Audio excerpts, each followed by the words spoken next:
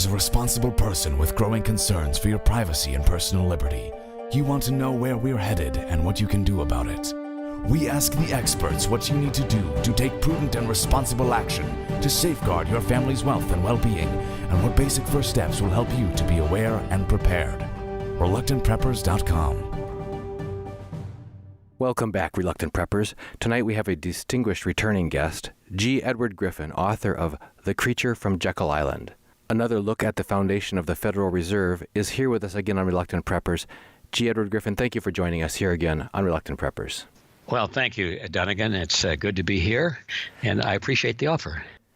When we were trying to arrange this interview with you, your administrative assistant explained to us that we couldn't get on your calendar because you were busy preparing for a Global Warming Hoax conference on a recent weekend. And we have you back now following that conference and wonder if you could give us some of the key takeaways and main messages that were delivered at that conference. Sure. It's a very exciting and interesting topic. First of all, I'd like to clarify that it wasn't really a global warming hoax conference. It was an anti-global warming hoax conference. And of course, I know that's understood, but I wanted to clarify the fact that we who were putting on the conference are very alarmed over the fact that, in our view at least, this whole issue of what they call anthropomorphic global warming, which means global warming caused by man, not by nature or the solar system or whatever, that this whole idea of man-made global warming is in fact a hoax. It's a gigantic hoax, and it's as we shall see as the program progresses, and when we look at the science of it, the people who are promoting it well know that the science is junk science. There's no question anymore. In the beginning, I thought, hey, we have to point this out to these people, why they've made terrible mistakes. We should help them understand, even though they were scientists. We were thinking, well, even scientists can make mistakes and all of that.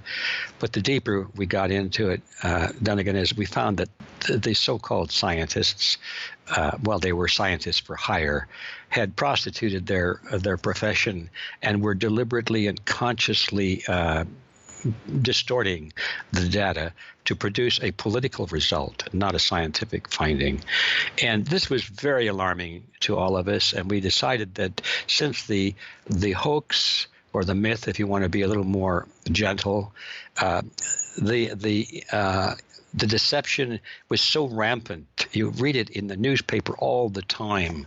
And I see the latest headlines this week are Bill Gates and his very wealthy people are putting up billions of dollars to promote solutions, so-called solutions to global warming, And so naturally, when the average person reads that, he said, well, these people are very philanthropic. They care about the world. They care about the planet. They care about future generations, and they want to do things.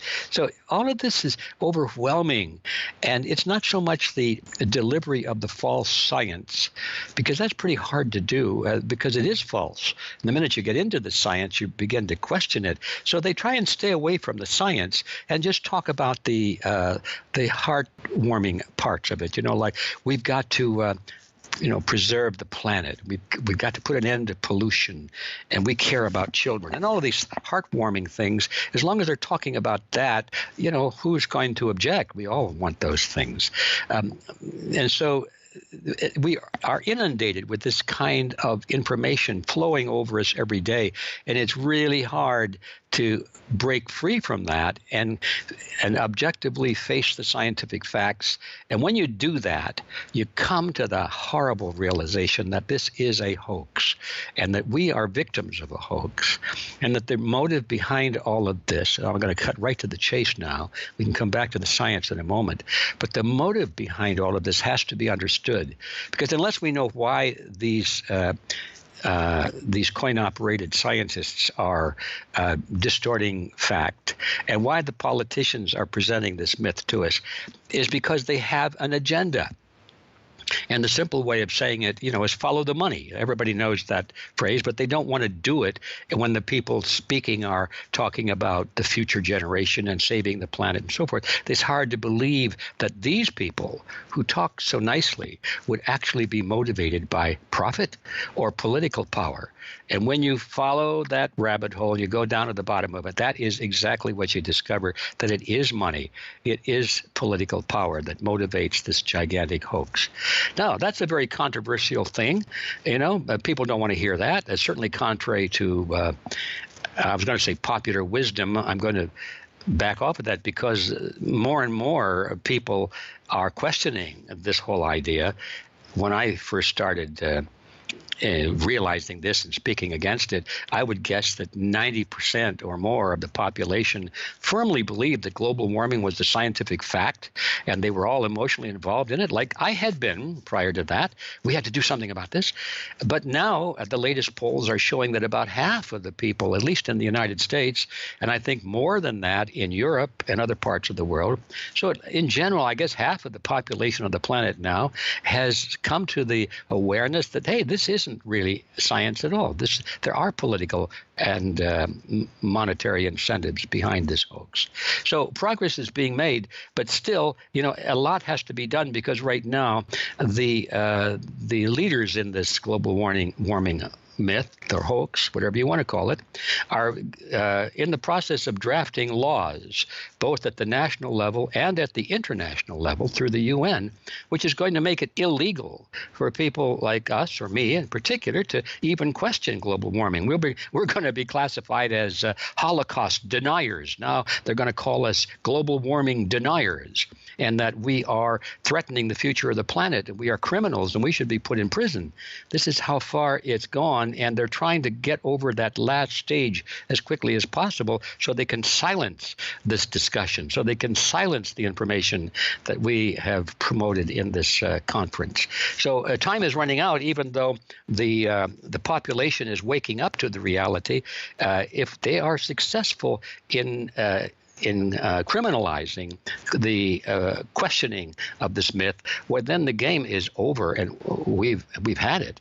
So there's a kind of an urgency to this message, and that is what motivates us. Otherwise, we could sit back and say, oh, well, let them be wrong. Who cares? But we must care because they are passing laws and preparing to set into motion a political structure that is really totalitarian in nature. They're taking away our individual rights and our liberties, our right to property, our right to freedom of travel, now our right to freedom of expression. All of these things are being done in the name of stopping global warming, which doesn't even exist, or at least man-made global warming. So that's what's, in a nutshell, that's what the whole thing is about. I mentioned the junk science, which we could talk about, but the most important thing, I think, is to understand what motivates the myth makers in the first place. Once we understand that, then it becomes more plausible as to how they could be making such scientific errors, when in fact we realize that they're not errors at all, they're deception. And that's a horrible thing. All of what you've said is fascinating, and I do want to get into it a step at a time. One of the things really leapt out, and that was the idea of silencing discussion. I have a scientific background, a scientific degree and training. I've spent a good part of my career in scientific pursuit, and one of the hallmarks of science that attracted me and continued to attract me throughout that was the idea of open inquiry, the idea of that, as Galileo said, the nature is an open book to all who would choose to read it, and the idea being that the truth is before us, and we are half blind, stumbling around trying to figure it out, but that in order to help each other along the way, we naturally would share information, share insight, test hypotheses.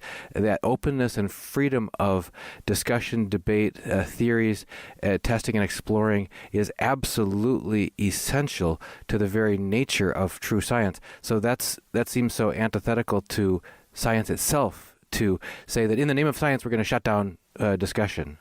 Yeah. Well, of course, historically, we know every time that the questioning of consensus science is what they like to call it. Every time in history that was done and people were burned at the stake for thinking that the earth was not flat and all of that kind of thing, why every time the law is used to protect one side of a scientific issue, you know that the side being protected by the law is wrong. It's false. Otherwise, it doesn't need legal force on its side.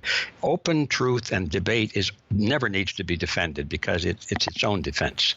And then furthermore, you talked about the actual junk science itself. I have to be curious, and maybe our viewers are as well. How did you get dragged into this? This isn't the first controversial situation that you've investigated. You seem to be a serial controversial issue investigator and exposer and writer. And maybe you can't help it because that's where your passion draws you. But could you please just give us a real brief understanding of how you got into this in the first place? Yeah, I like your description. I am a serial controversial person. I guess.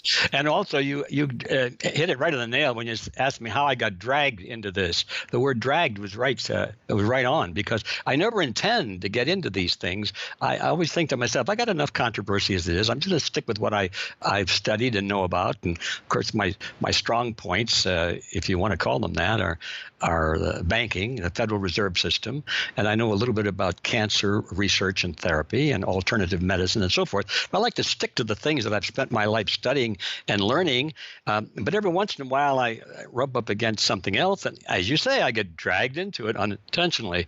So anyway, how this all happened was some years ago. I had a film crew out to my house, and they were interviewing me on camera for had something to do with the Federal Reserve, I think. And during the break when they were changing chips for their film, or after we had finished it, anyway, there was an off time, and I asked the producer of the crew, I said, what do you guys do? What are you up to? You have any interesting projects other than this? And they said, oh, yeah, that we're working on something to do with not global warming, but chemtrails. Yeah, and they said, do you know about chemtrails? I said, well, not really, except I have some strong opinions. My opinion is that these things we're looking at in the sky are not the old-fashioned contrails, which are nothing but, condensation of ice crystals.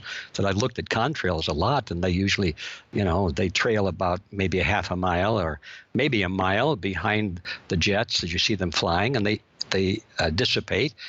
The crystals are finally dissipated into the air, and so this little white plume just travels along after the airplane, and it's just a little short thing. But lately, I've noticed that these plumes go from horizon to horizon, and they stay there all day, and they spread out one upon the other, and by the time you hit 2 or 3 o'clock in the afternoon, the sky is milky instead of clear blue. I said, that's obviously there's something different.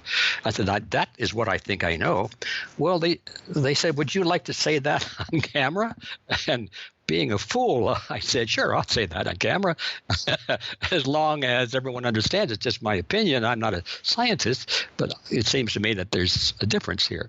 So they did, and that's how I got dragged into it, because all of a sudden people were asking me questions as though I were an expert. How do you explain this and so forth? And I started to do some research, and then I made another huge mistake. I decided to help these fellows with funding for their video project. So now my name shows up on the film as a producer.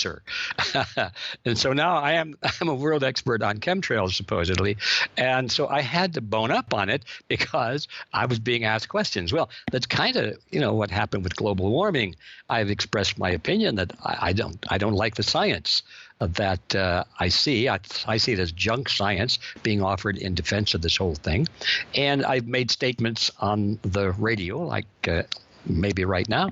And then I decided, hey, we got to get this word out. So I sponsored an event in Phoenix, not San Francisco, but in Phoenix, called Global Warming, An Inconvenient Lie, and had all the real experts there, the college professors and the scientists, the journalists.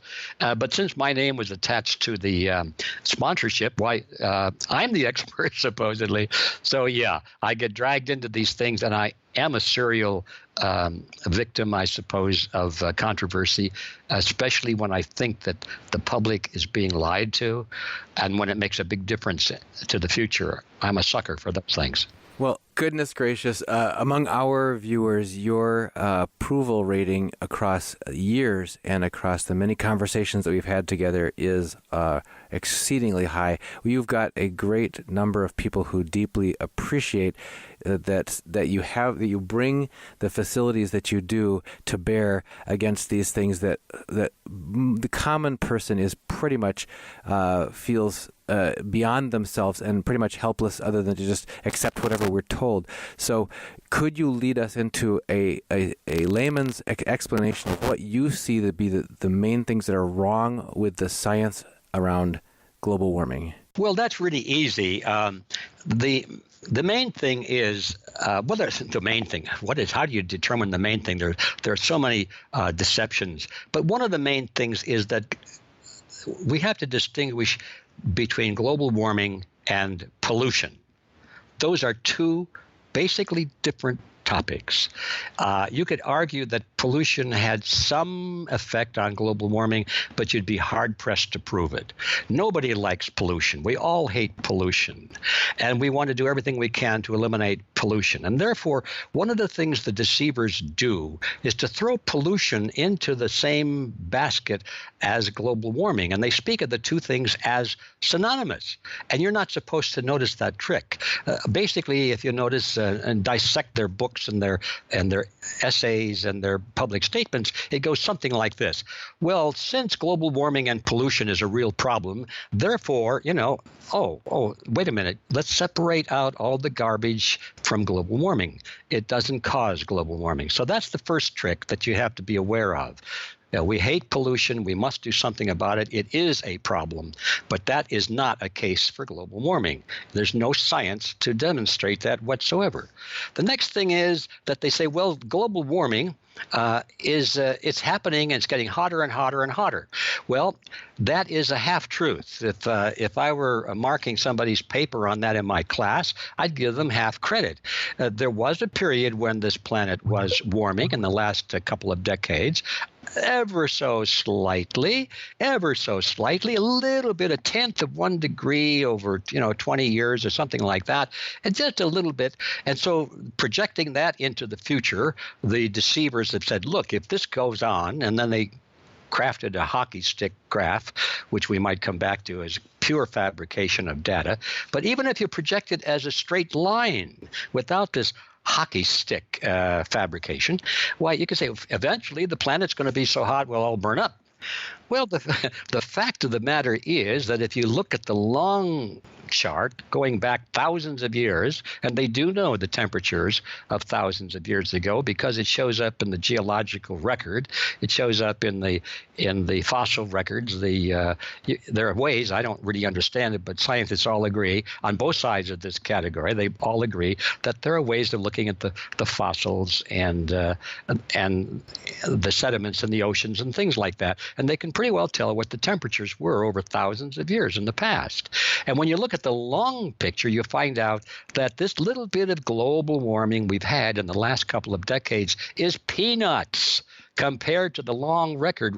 We have had periods in our history many, many times, like 20, 30 times more warm than it is now, even warmer than they're projecting for the future to be the end of mankind. We've already had those temperatures on this earth, and life forms flourished under those conditions. And as a matter of fact, we know that even the Arctic areas of the planet were covered with green, lush growth because you find the fossils down there underneath the ice and the snow. And the planet flourished, and there were not enough factories in those days to produce CO2 to cause global warming. So the second argument that the planet is warming is bunk. It was warming, and now it's going, we believe, and the evidence is showing, it stopped warming for sure. There's no doubt about that. The last 18 years or 19 years, there's been no global warming. Even though they've tried to fudge the data, they still can't produce global warming. So they're saying, oh, well, it's just a temporary blip. It's gonna get warmer, though, folks. It's going to get warmer, but it's not, okay? But now it looks like we're going into a cooling phase, which the planet has done many times in history. It goes into warm and into cool, back into warm, back into cool. And now we come to the final thing is the cause of this. They're saying it's CO2, carbon dioxide in the atmosphere. They're saying that, look, over the history, you see every time that the temperature goes up, CO2 goes up too. And Al Gore had this big chart on the wall showing, sure enough, there's a correlation. You can see it. Temperature goes up, CO2 goes up. Temperature goes down, CO2 goes down. Perfect correlation. End of discussion, right? Wrong. Because if you really zero in on that chart, you see that the temperature went up before the CO2 went up. And the temperature went down before the CO2 went down. Yeah, they're correlated, but it turns out that the temperature is causing the CO2 change, not the CO2 causing the temperature change. So that is another one of those falsehoods, you see. And you go on and on and on, and everywhere you look, you see deliberate falsification of the data, and you cannot tell me that these scientists don't know exactly what they're doing. Well, we could go on, but that gives you an idea of everywhere you look. The melting of the polar caps, for example. Yeah, they melt and then they expand again historically. And right now, they're growing.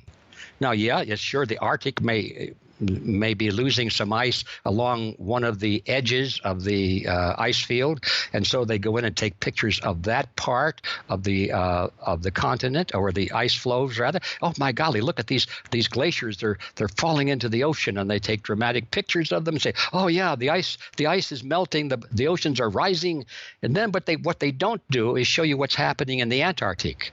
In the Antarctic, the ice is growing. Or in other parts of the Arctic, the ice is growing. They just show you that little tiny portion where the ice is shrinking and melting, and they plaster that all over the newspapers. Now you can't tell me these scientists don't know exactly what they're doing. They're cherry picking the data to convey this urgency in the minds of the readers and this feeling of panic. Oh, we must do something to stop global warming. And they talk about the polar bears are going to be extinct. Now, that's the poster child of global warming mantra. Look at these poor polar bears, and you look at them, they look kind of sickly and dirty, and they're clinging onto a little piece of floating ice. It's all bunk, because the polar bear population is growing, I say, really growing. They're beginning to wonder what to do with all these polar bears up there in the Arctic circles.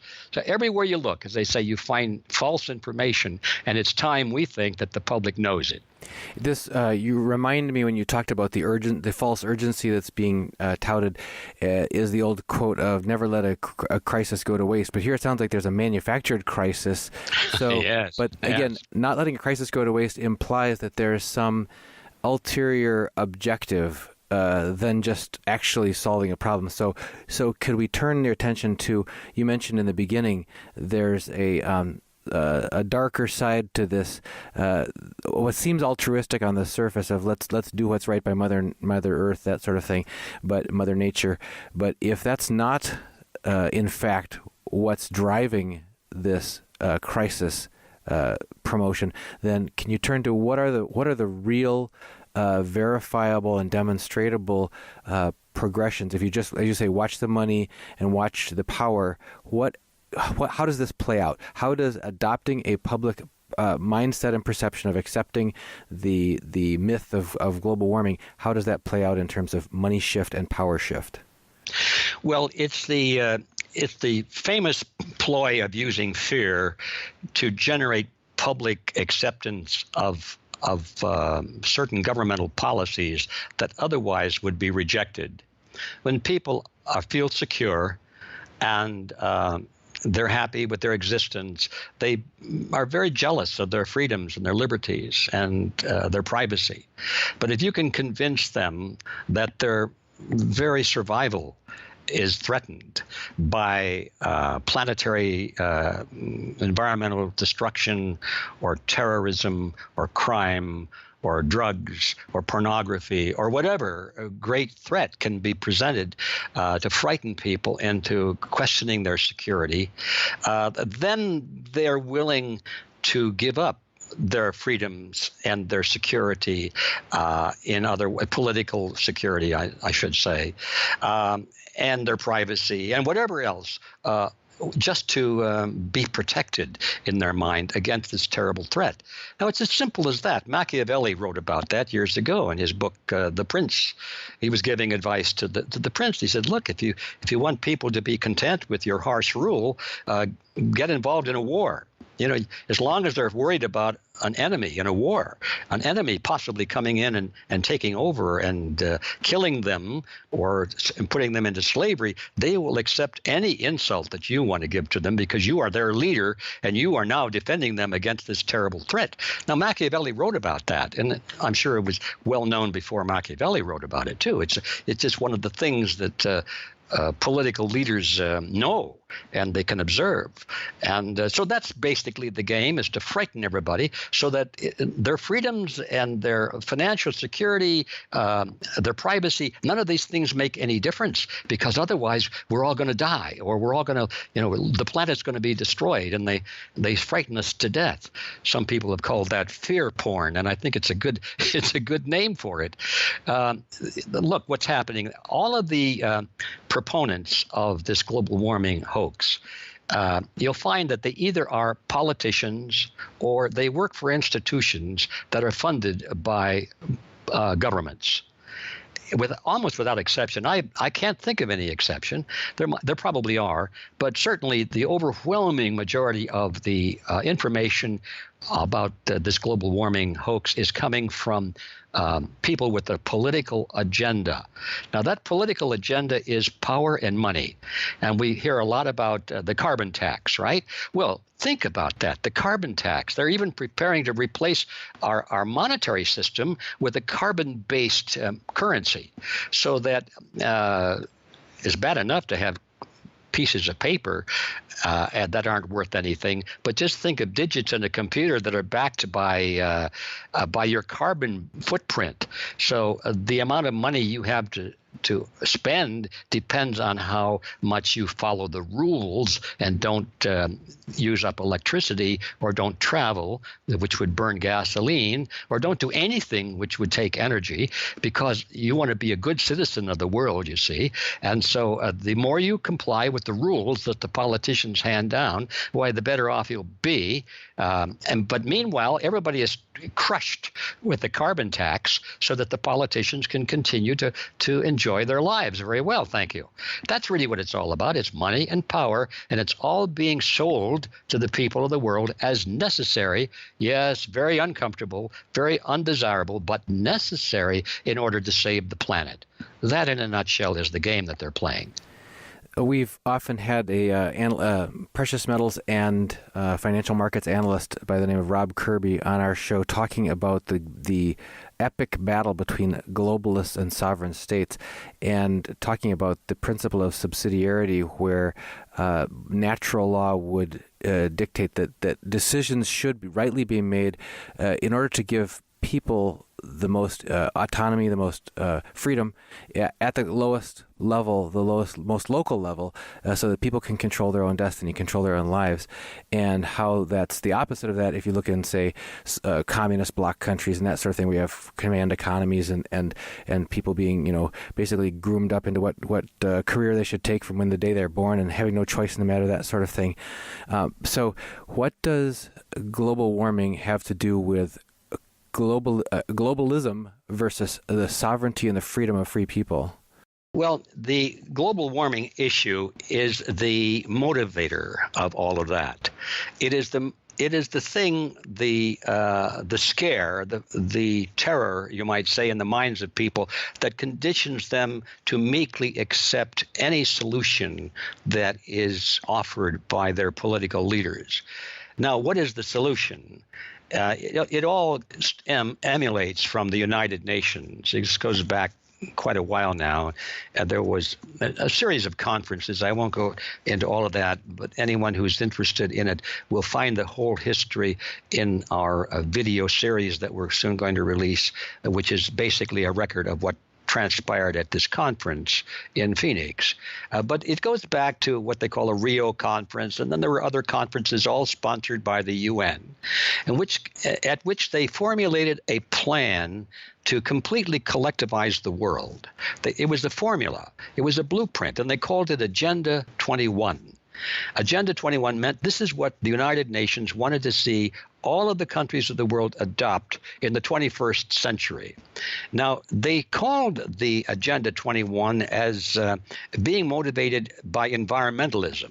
In other words, to fight global warming and pollution and all that sort of thing. But when you looked at the essence of it, you saw that it was nothing but, as you mentioned a moment ago, communism. It was the same thing as was advocated in the Soviet Union and in Red China. And now here in the United States, we don't realize, many people don't, that what we are now building in the United States is exactly the same system that we fought a war against against the Nazis. And it's the same system that they had in the Soviet Union and in Red China. They just don't call it that. It's collectivism. That's the generic name for it, and the name that we like to use. So in order to fight global warming, we're told, in this Agenda 21 program, is that we have to regulate all human activity. Now, that's their phrase. They say all human activity. But don't forget, the myth tells us that the global warming that doesn't exist is caused by human activity. Humans are the enemy. Human production, human activity. These are the things that must be controlled in order to preserve the planet. So, therefore, the governments of the world are the elements, the institutions that will control all human activity. Well, that's communism, that's socialism, that's Nazism, that's whatever you want to call it. It's collectivism. So using global warming as the foundation piece, they build this structure on top of it. Now we have Agenda 21, which is the plan to implement the control of all human activity in all parts of the world. And believe it or not, in the United States, Agenda 21 has been officially adopted in almost every county. In fact, I'm going to say every county in America, and in most municipal areas as well, without calling it that. You analyze, and in some cases they do call it that, by the way, but not necessarily. But if you analyze the structure of what they're doing, it's all exactly from the blueprint put out by the United Nations called Agenda 21. Now they've had a later version on it. It's called Agenda 2030. Or the 2030 agenda. It's just the next step, and it's just more of the same. It's heading to the final destination of what they hope will be a new world order, is the phrase they like to call it. They invented that phrase, not us. The new world order, which is world government based on the model of collectivism. And world government isn't necessarily bad if it was based on the principles of freedom and individual protections. But no, this world government is based on the principles of collectivism, which means all power at the top and that the people at the bottom must serve the state. All of this is really horrible to contemplate. It's something out of 1984. You think you're talking about a novel, but no, this is reality. These are today's headlines. If we understand what's behind them, we are moving rapidly into a 1984 type of environment in which all human activity is thoroughly regulated by the state, and the justification for doing that is to put an end to global warming, which doesn't even exist. And that leads us back to how do you keep such a big lie under wraps? I mean, there are, I assume, legitimate who I would hope would be in the majority. We've certainly in the mainstream media, in the recent political campaign and so on, how it can be that the majority of the mainstream media outlets can all assume a certain position and all be telling the same narrative, and that narrative echoing that's being told by the administration and so on. So it can seem that as you go, you've got education, you've got media, you've got an entertainment, you've got government, and they're all saying the same thing, therefore it must be true. But at a very small percentage.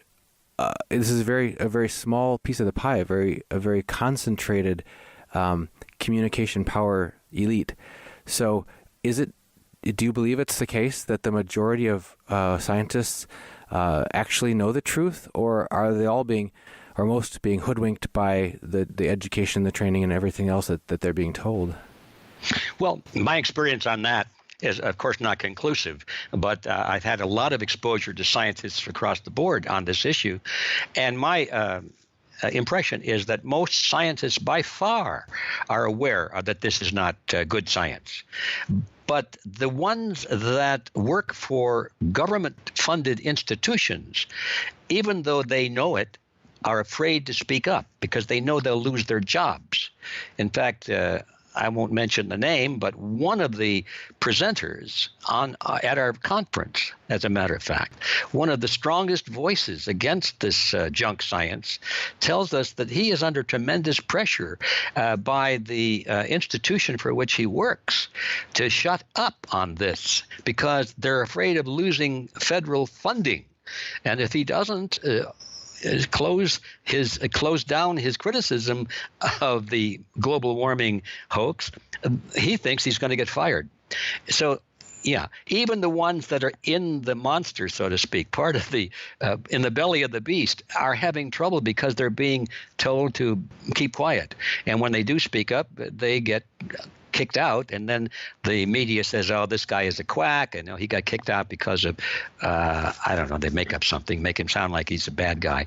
And but to your question, outside of the sphere of government, scientists universally know that this is a hoax, and they speak constantly about this consensus. 97% of all scientists agree that global warming is real, and so forth. Well, that is the biggest lie of all. When you take a look at the actual statistics, even the ones that they publish, you find that it's less than 1% agree. Isn't that an incredible statement? But you'll see when you notice the charts and the background data that are being presented at our conference, when you actually challenge it, it breaks down to less than 1%. And they say 97%, and it's quoted all over the news. Every time you turn around, 97% of the scientists agree. That's not true. But people hear it. And so the answer to your question is, how does this happen? And Adolf Hitler provided the answer. He said in his book, Mein Kampf, he said, if you tell a lie that's big enough and often enough, and that's all that people hear, they will believe it. So there you have it. There's the answer. Of course, people are only hearing the lie, but hopefully with our conference being put on video and broadcast on the internet and distributed far and wide, they will hear something else for a change. They'll hear the truth. Well, you mentioned the oppression that comes down on people who do want to speak out. And as I type the notes that I'm taking during this interview, I am absolutely convinced I will not be able to publish these notes on our YouTube channel when we post the video, because for videos where we've mentioned any of the topics that you've touched on here, we get what they call it does not meet the guidelines for non-advertiser friendly. We get funding withdrawn, and which is as good as no margin, no mission. We can't progress in that mode. That's why we've had to start our own private newsletter that people can subscribe to. If they go to reluctantpreppers.com, they can sign up for a free newsletter, and we can give you the full notes and all the supporting links and documents in the newsletter that you can sign up for free that we can't put out there. So you mentioned this government. You mentioned a government researcher or a government-funded researcher who's under pressure to shut up, and here I'm just an independent journalist, and I'm under pressure to not put out things that don't match the accepted narrative as well. Yeah. Well, that's what's happening in our world, and it's very unpleasant. It does not bode well for our future if we don't do something about it. The time is over for us to be armchair patriots and sit back and just read the news and try and be informed. It's time for us to get off of our chairs, off of our couches, and out into the public and start banging on on dishpans or something, making some noise and getting the truth out there. It's now or never. So that leads us to the final question, and that is, what do you think are the most effective actions that people can take to really contribute to the getting the truth out there and exposing the falsehoods here? Because it sounds like if we don't, we are in the jaws of the trap are ready to close, and with no notice, we could find our individual freedoms and sovereignty, just completely taken away with no recourse. That's absolutely true. We're a lot closer than most people realize. And we're closer than I even want to think, but it could happen very quickly. So what do we do about it? There's an old saying that, truth is power, or knowledge is power. And again, I would give half credit for that one. Knowledge by itself is not power. Some of the most knowledgeable people have been put up against a wall and shot by the firing squad, not because they didn't have knowledge, but precisely because they did have knowledge, and that their enemies didn't want such people to exist. So knowledge by itself is not power, but when people act upon that knowledge intelligently and are willing to make some sacrifice of their time and their effort and their talent, now we can build a movement that can really change the world. And so the answer to that question is we have to get united. We have to assemble all of the people who really want to make a difference in the world, and not just watch history go by, but want to become part of making history. We have to get unified, and that's the reason we have our organization, which is Freedom Force International.